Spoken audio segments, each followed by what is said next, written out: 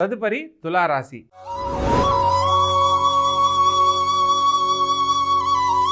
ఈ యొక్క తులారాశి జాతకులకు ప్రస్తుతం ఈ వారంలో లగ్నాధిపతి అయిన అష్టమాధిపతి అయిన శుక్రుడు ద్వితీయంలో సంచరిస్తున్నారు.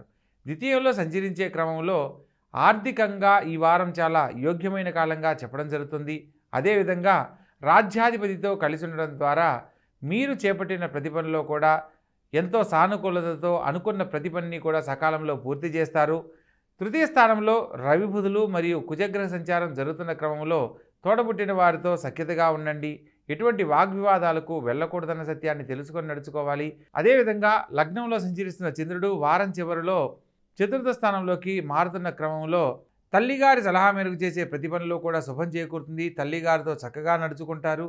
కుటుంబంలో శుభకార్య ప్రయత్నాలన్నీ అనుకూలిస్తాయి. విద్యార్థి దశలో ఉన్నవాళ్ళు ఉన్నతమైన మార్కులు సాధించడానికి ఇది అనుకూలమైన కాలంగా చెప్పడం జరుగుతుంది.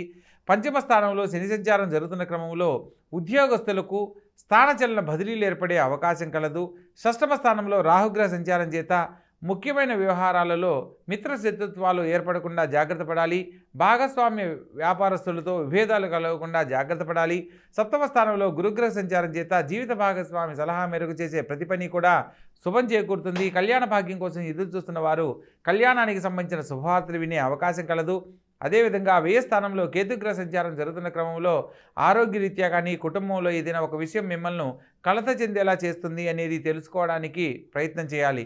మొత్తం మీద ఈ రాశి వారికి రాహుకేతుల మధ్య గ్రహాలు సంచరిస్తూ చంద్రలగ్నాత్తు వ్యయ స్థానంలో కేతువు సంచరిస్తున్న క్రమంలో ప్రత్యేకంగా మంగళవారం నాడు కేతు భగవంతుని ఆరాధించాలి. ప్రతిరోజు ఓం కేతవే నమః అనే మంత్రాన్ని కానీ లేదా ఓం గం గణపతయే నమః అనే మంత్రాన్ని 21 సార్లు పఠిస్తూ ఉన్నట్లయితే చేయబోతున్న పనుల్లో కానీ ఆరోగ్యరీత్యా ఎదుర్కొనబోతున్న సమస్యల్లో కానీ సమస్యలు తొలగిపోయి ఆనందకరమైన జీవితాన్ని పొందడానికి అవకాశం ఉంటుంది.